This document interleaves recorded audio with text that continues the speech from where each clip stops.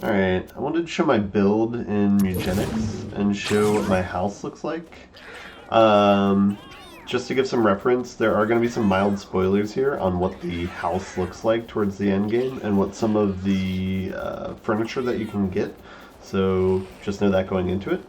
But yeah, I'm at the end of Act 3.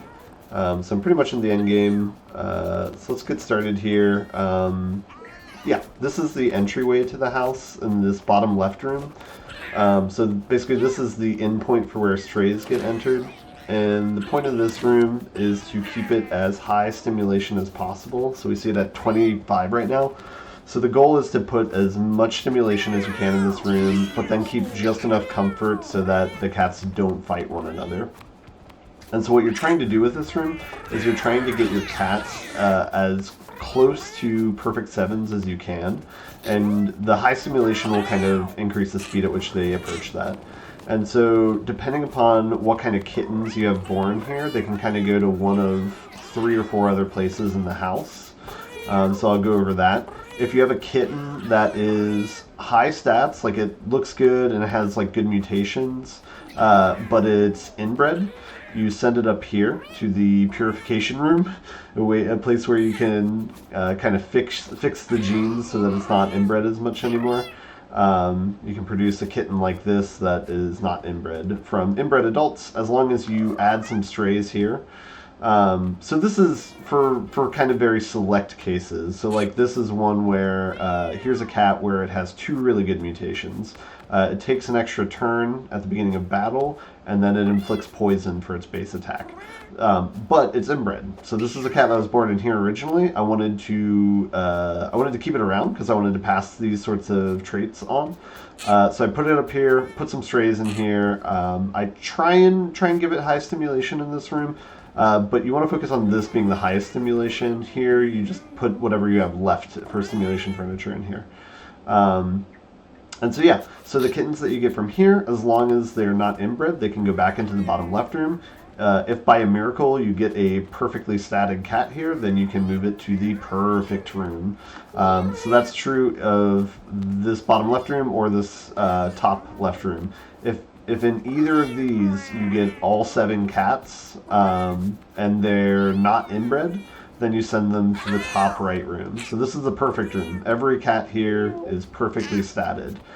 They might have defects, they might have no or a lot of mutations, but the big thing here is that all of them have perfect stats. And the reason why we care about that is because now when we're decorating this room, we don't need any stimulation at all. We don't have to pay attention to that at all. So we can have a negative number for stimulation if we want, and it does not matter. Because since everything here has 7 stats, all the kittens are guaranteed to have 7 stats.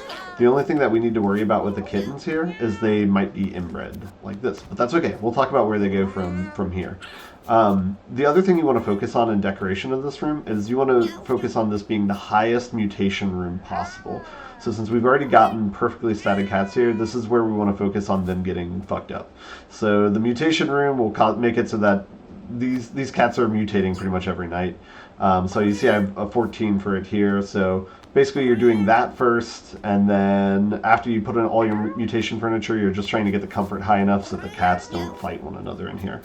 And so if you do that, you start breeding really interesting breeds, you start getting really interesting mutations, and basically when you have the kittens here, you want to look through them and decide, do I want to fight with this, or do I want to throw this cat away? And so if you want to fight with it, it goes down to this bottom right room, and this is the staging area. So the staging area, we have mostly perfectly static cats here. Here is the mutation where they get an attack at the beginning of the battle. So these are ones that I want to send out and go on runs with because I think they're very strong. So the kittens here, if we think they're strong, we send them down here. If we don't like them at all, we do one of 2 things with them. And this is kind of true for any of these states. If we have a kitten we do not like at all, we can either send it down the sewer and send it to Tink, as it's advising there, or we send it up to the attic. And in the attic is Cat Fight Club. So the big thing with this is we are aggressively making the comfort as low as possible. So here it's negative 36. There is an idol here that doubles the damage for fights. It makes it more deadly, so that's something that's added here. And the purpose of this room, at least for me, is to generate injured and dead cats to give those to NPCs. Specifically the injured ones, because those upgrade, what was it, Jimmy? I forget the NPC's name. I don't want to show it because I don't want to spoil the NPCs on the map, but it's the one who rewards you with rarer furniture, the more injured cats you give him. So that's one of the main purposes of this for me, is to generate injured cats for that. And then that helps get better furniture to decorate the rest of the rooms with.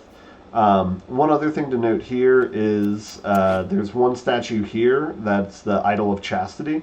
So this makes it so that these cats do not breed with one another. And you don't necessarily have to do this, but I just did this because I did not want to manage with the more and more inbred cats. So the idea is you make a choice here once if you want to send them into battle or not, and you don't have to worry about there being new cats here. This is kind of like a dead end, so it's like this is the entry point, this is the exit point of the house, and then these are all kind of details. So this way you just grab from here and put them in the box when you want to go for a run, and you don't really have to think too hard about it. Like they're all kind of have already been vetted from your choice up here. I'm trying to think if there's anything else. Yeah, but this flow has worked for me really good in the end game. I know you don't have this option from the beginning since you only get one room and work your way up. But I found this to be a good way to do things. I think one other path I'm interested in exploring that I haven't tried yet is trying to max out the health benefits here so that you have cats fight one another but have them try and instantly heal from those fights. Because this is one thing that I haven't really scratched yet, which is you can get cats that have really, really high stats above what they normally do. Now, this might be from a disorder. No, I think this is just purely from fights. So you can see that this cat has, I think, plus 18. So this means that they've probably been in like 9 different fights, depending upon, I don't know how many stats they get from this versus that, but they've been in a good number of fights so that they have, yeah, buku crazy stats here. A 17 for health is, yeah, like unheard of, especially for like a level 0 cat. So this is one avenue that I think where you could do, especially some really interesting things on like hard mode of the game if you want to do something more challenging. So that's the avenue I think I have left to try. But otherwise, this is what I got. I'm interested to see what other people have done with their house. Yeah, let me know what you think.